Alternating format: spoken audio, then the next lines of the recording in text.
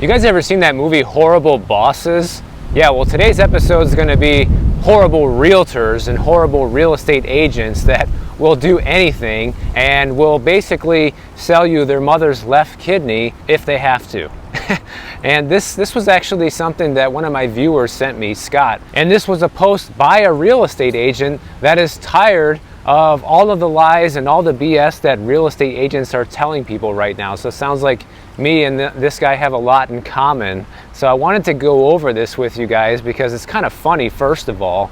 But besides the comedy aspect of it, there's also a lot of lessons to be learned here, and basically like what to look out for when you're going to be hiring an agent, because you don't want to have people like this in your corner, guys, believe me. Here's what this guy says. He goes, most realtors are not the greatest people. As a realtor myself for a couple years now, with parents who have been in the business my entire life, I've noticed how unethical most realtors are. I really try to be the most honest realtor I can be to my clients and to other agents. I literally tell my clients now that I think it's a horrible time to buy, generally speaking, if they don't have to, and let them make that decision themselves. Here's what I've noticed in lots of realtors. Now, first of all, guys, if I was out actively selling right now, I would be doing the same thing. I would be advising people like, yeah, you know, it's a very tricky time to be buying a house due to the conditions of this market. Things are basically on the verge of going the other way, or they already are going the other way, depending on where you live. It's a tough time to recommend somebody to buy, you know, unless you're buying into this typical narrative that everybody keeps touting that, oh, you know, marry the house and date the rate and all that. If you want to believe those lies, then go ahead, guys. But people should not be pushing their clients into that because they have no idea what they're talking about, and the real estate agents are not going to be there when the client gets burned and find out that they can't refinance the house because the value of their home went down. But here's what this guy says that he's noticing a lot of real estate agents doing, okay? He says that they will push boundaries. They will try to go after another agent's client. That used to happen to me all the time. They will hide important details just to get a deal done. They will treat other agents like crap and be the fakest, nicest person to their clients. They will talk down on a minority group, yet be super glad to sell a home for them. They will actively go after a buyer's deposit when possible. They lie about the current state of the market in order to get a deal done. That's a big one we're seeing right now. They will make decisions on behalf of their clients without even asking them. They will bribe other agents to get their client's offer accepted. They will display favoritism to other agents in a multiple offer situation. A lot of them just do not do their job and will put your clients at risk. Now, I can personally attest and agree with what this guy is saying, that I have seen all of those things happen throughout the lifespan of my career. And, you know, maybe it depends on where you work as an agent, guys. I would say probably Miami is one of the shadiest places in general, you know, just working with people. And then naturally, you get the shadiest realtors in the country that come along with that situation. And so maybe if you're a real estate agent in you know, the heartland, where people have a lot more integrity and more of a reputation to be concerned about, you're not going to come across so much of this. But in big cities, you know, where people come and go and it's very transient, like here, no one cares, guys. Now, a couple of these things that this guy was complaining about stand out to me. The very first one he said is pushing boundaries. And what that means to me is basically pushing the client's boundaries. You know, when somebody tells you, hey, I'm looking for X, Y, and Z, this is my budget, what do you have for me, right? Well, typically what a lot of agents will do is they will push far beyond that, guys. They will try to find you a place that doesn't meet all your criteria and exceeds your price point and expect you to be interested in it. That's pushing the boundaries, if you ask me. Most of the agents I've run into haven't treated me like crap, at least in my own experience. You know, I've had a couple of rude ones I've dealt with over the years, but most of them have been generally nice. But this one's a big one, you know. They lie about the current state of the market in order to get a deal done. Now, this highly depends on, once again, where you live and your experience level, because one thing that's a problem with a lot of new real estate agents, which I'm going to get into here, because somebody commented on this that is a new real estate agent, and it highlights how much new real estate agents just don't know, and they go along with whatever the office or seniors in their office are telling them. But experienced agents that know the ropes and have actually survived the last downturn, they know that right now is not the greatest time to buy, but a lot of them are still telling the same lie of marry the house and date the rate, and are not concerned about whether or not your finances are going to be affected down the road if you decide to buy today. Displaying favoritism to other agents in a multiple offer situation, you see this one happen all the time. When you have agents that have worked together before and they know that the other one can get the deal closed, they are highly going to favor that other agent versus somebody that they've never heard of, have never worked with before, simply because they know the deal can get done, guys. And that's when they put their own interests ahead of their clients. And unfortunately, as a client, there's really no way for you to know if this is happening or not. Unfortunately, there really isn't, guys. As a buyer, you're never going to know because your agent will submit your offer, and they just can say, oh, they didn't accept your offer, they took another offer. If you're the seller, you probably don't even care as long as you have offers and you get your property sold. No one's going to look into this, unfortunately.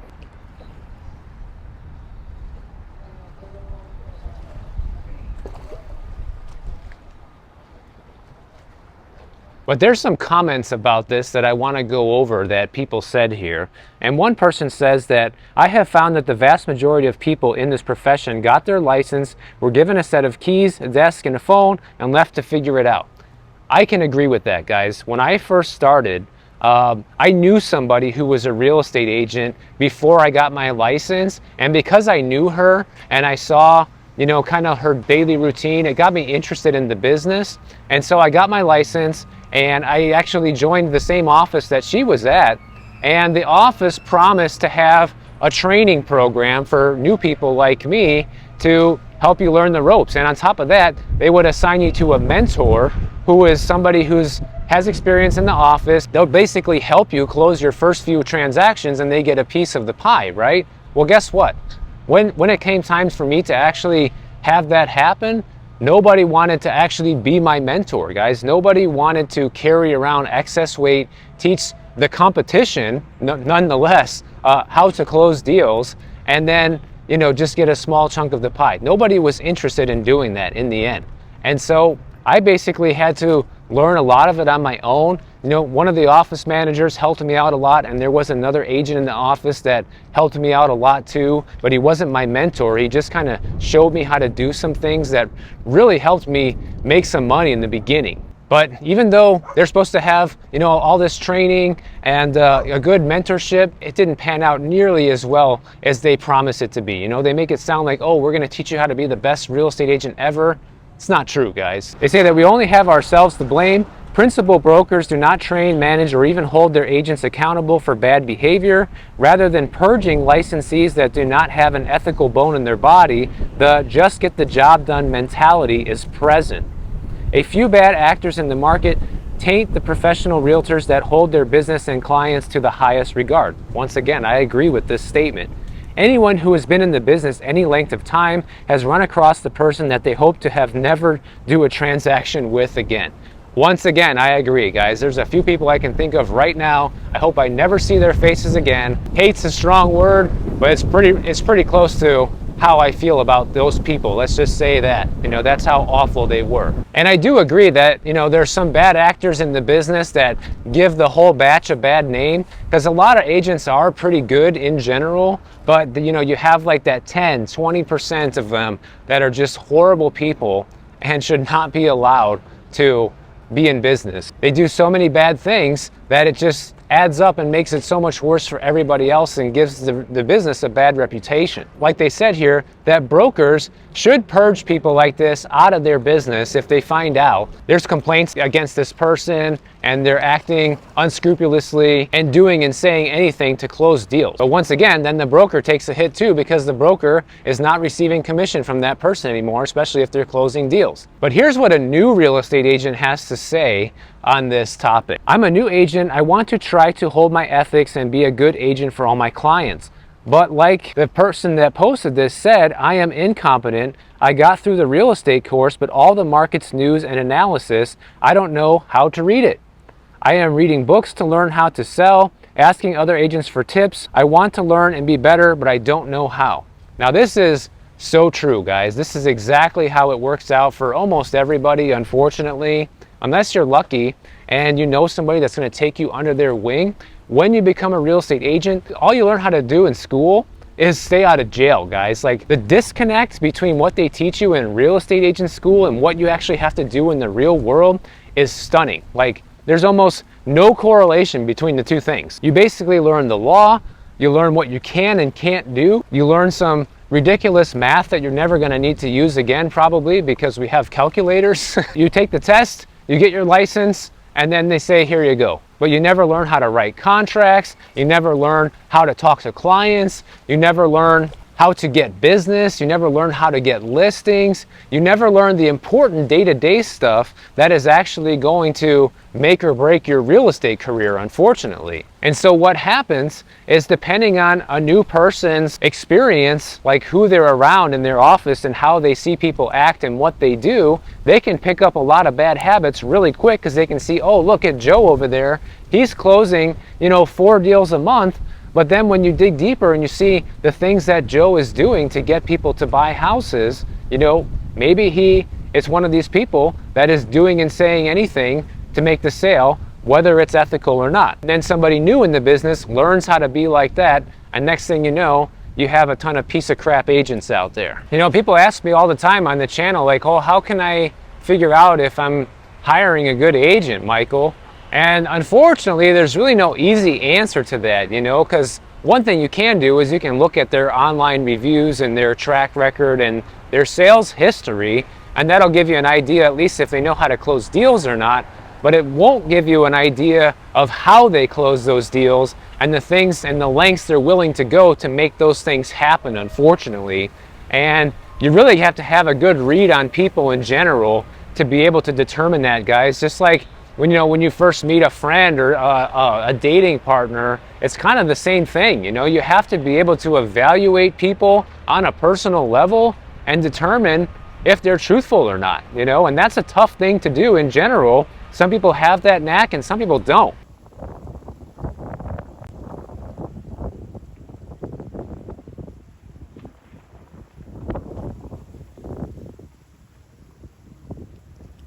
And if you have agents that are, very good at manipulating people, they can give off a very different first impression than how things are going to go when you start working with them down the road. Really, all I can say when it comes to that is, try to get a recommendation from a friend or somebody that has personally worked with that person and they can vouch for them. That's going to be your best way.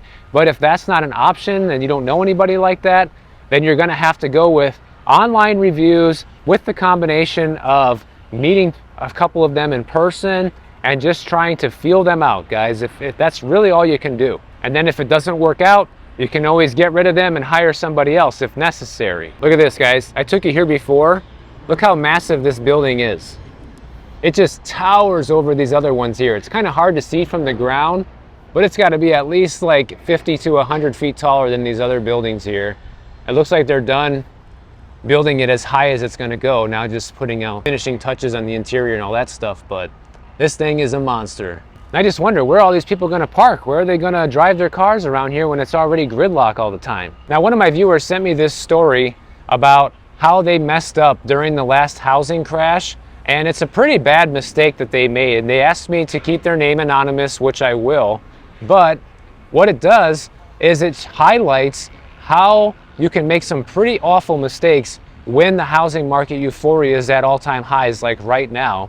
And what this person told me is, he said, Michael, I wish that there were YouTube channels around like yours, 15 years ago when all this stuff was happening, and it might have saved me from making this huge mistake, but instead I made it and I have to live with it till this day. And this goes far beyond buyer's remorse, guys. When this guy was 25 years old, he was interested in buying his first home, and it was around 2003. He says he wasn't making a lot of money at the time, but he was working and hustling 70 hours a week, and he wanted to be successful and become a homeowner.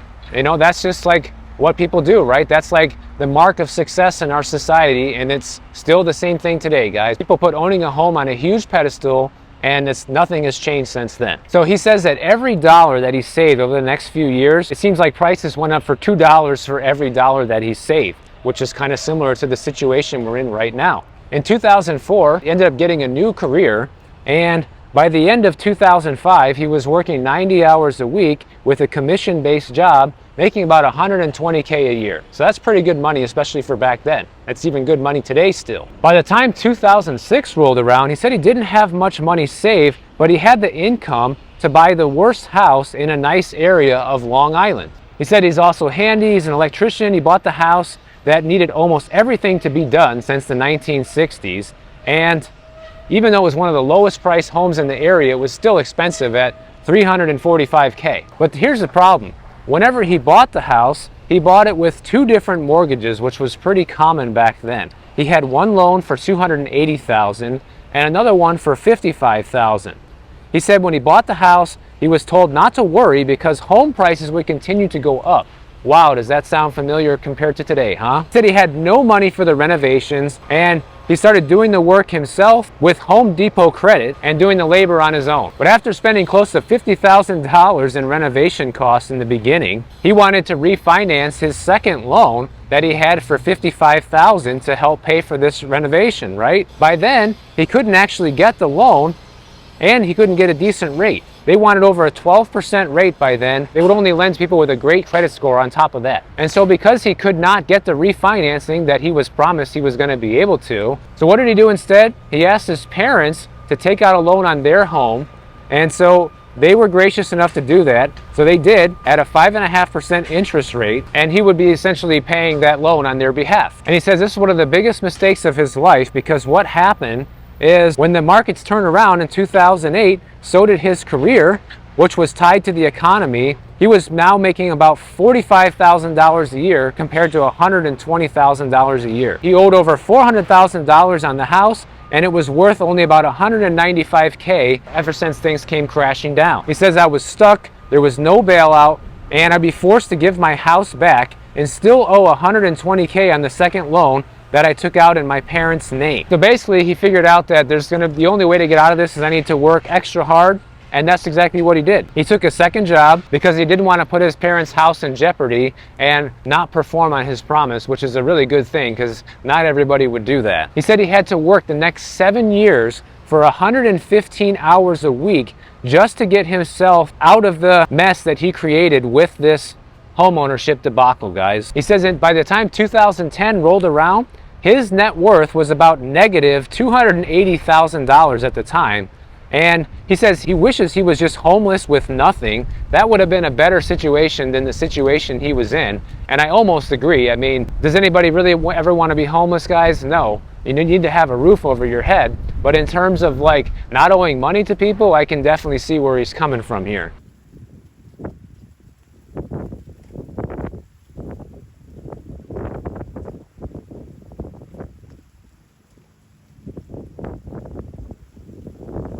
What he says is this ultimately took a toll on me and had a negative impact on my life satisfaction. I will suffer from the overall experience of this and wish that there was a YouTube station similar to yours that was available to warn me back then. Ultimately, this cost me so much. I have never had the opportunity to have children and my health suffered tremendously. So I wanted to share this story with you guys for a couple of different reasons. Number one is because the level of transparency that you guys have with me is unbelievable, guys. I love when you send me these stories and allow me to use them in my videos. And the reason that you do it is because you know it can help somebody else from making the same mistake. And when you look at what this person did is they made a couple of mistakes that probably could have been prevented. Number one, he bought into the euphoria of the market back then. And especially when you're making a lot of money, it can seem like this is never going to end, right? And that's exactly how so many people feel today about what's going on right now. And the second mistake was believing that he would be able to refinance because that's what everybody kept telling him. But when push came to shove and the economy was starting to turn around, he was not able to refinance that second mortgage and had to ask his parents for help, and they had to put their home at risk. And fortunately enough, he was able to get in there and pay off that debt on his parents' behalf, but not without working 7 years at 115 hours a week, guys. That's no life. That is miserable. That's almost like a prison sentence, if you ask me. And it's all because of a couple of bad decisions. I hope that everybody else who's watching my channel today can learn from this story. Now, does that mean if you go out and buy a house today that this is exactly what's going to happen to you? No, guys, and I'm not saying that's what's going to happen. But what I am saying is it's possible. And when you believe too much of the lies that we're hearing right now about, marry the house and date the rate, and you can always refinance later, and don't worry because home prices always go up, as well as unemployment's still low, the economy is doing great, nothing bad can happen right now. All that stuff is subject to change very quickly. And that's exactly the same narrative that people bought into 15 years ago, 20 years ago now. And unfortunately, so many people are falling for it all over again, probably mostly young people too, because they actually didn't experience this back then. And so I wanted to bring this story up to highlight how bad things can really get for you by just making a couple of wrong real estate decisions. But truthfully, guys, my hope is that people who watch my channel will learn from these stories and not repeat other people's mistakes, because that's always one of the things I've prided myself on in life, is I look at the mistakes that other people make and I learn from them and don't make them myself for the most part.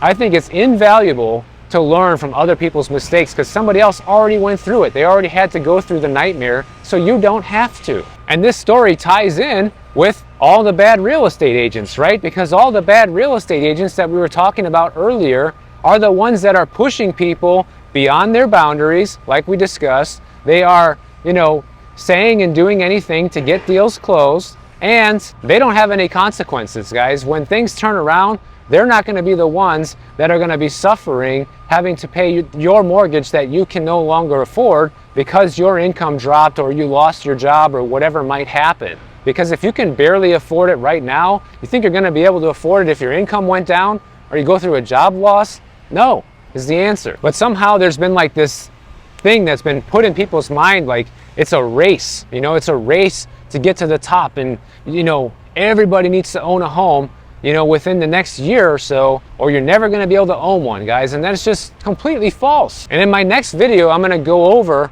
why this is completely false. So if you enjoyed this video, first of all, make sure you subscribe to the channel so you don't miss that next one. And if you don't want to wait for my next one to come out, check out this one on the screen right over here, and I'll see you in the next one.